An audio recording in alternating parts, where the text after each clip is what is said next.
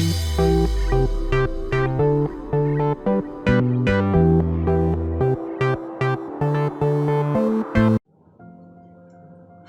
আমি মৌমিতা।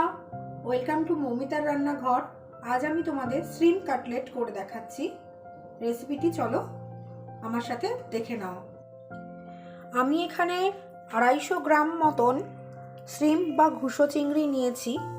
এটাকে আমি একটু তেলের মধ্যে ফ্রাই করে নেব, কারণ এই ঘুষো চিংড়ির একটা যে গন্ধ হয় হালকা, সেই গন্ধটা যদি আমি ফ্রাই করে নিই তাহলে আর থাকবে না। তো আমি কড়াইয়ে 1 টেবিল স্পুন মতন হোয়াইট অয়েল দিয়ে দিচ্ছি।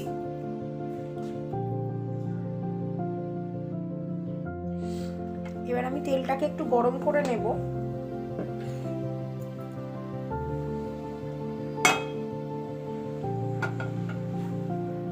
আমি এই চিংড়ি মাছটাকে একটু সামান্য পরিমাণ নুন দিয়ে ভেজে নেব ভালো করে। চিংড়ি মাছটা ভাজতে ভাজতে এর ভেতর থেকে জল বেরোতে শুরু করেছে। আমি এই জলটা যতক্ষণ না মরছে ততক্ষণ আমি এটা ভাজতে থাকবো। এবার আমি কাটলেটটা তৈরি করার জন্য একটা বোল নিয়ে নিয়েছি। এর মধ্যে আমি চিংড়ি মাছগুলো বা শ্রিম্পগুলো দিয়ে দিচ্ছি। বোলের মধ্যে আমি সম্পূর্ণ চিংড়ি মাছটা নিয়ে নিয়েছি। এবার আমি এর মধ্যে এক এক করে ফাইনলি চপড অনিয়ন দিয়ে দিচ্ছি, finely chopped garlic, finely chopped ginger,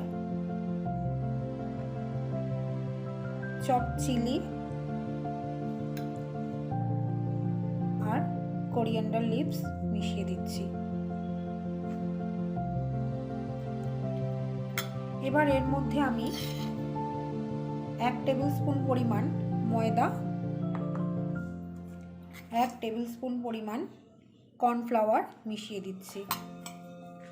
এটা আমি হোল কর্নফ্লাওয়ার নিয়েছি, তার জন্য কালারটা কিন্তু একটু ক্রিমি। তোমরা কিন্তু নর্মাল কর্নফ্লাওয়ারও ইউজ করতে পারো। এবার এটাকে আমি ভালো করে মাখিয়ে নেব কাটলেট করার জন্য। বাইন্ডিংটা আমার রেডি হয়ে গেছে। এবার আমি এটাকে কাটলেটের শেপে গড়ে নেব।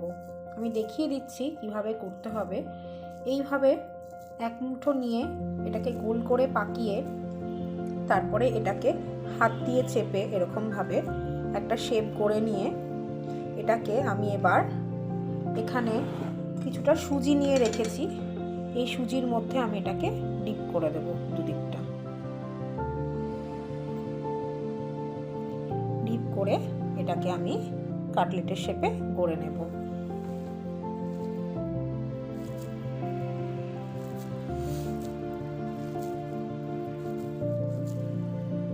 আর একটা ওরকমই নিয়ে নিলাম।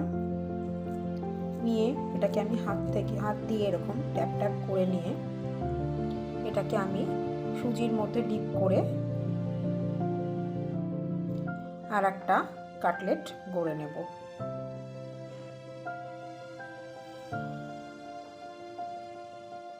এবার আমি ফ্রাইং প্যানে তেল দিয়ে দেব গরম করার জন্য। তেলটা গরম হয়ে গেলেই আমি কাটলেটগুলো ফ্রাই করতে পারবো। ফ্রাইং প্যানে তেলটা গরম হয়ে গেছে। এবার আমি আস্তে আস্তে করে কাটলেটগুলো তেলের মধ্যে দিয়ে দেব।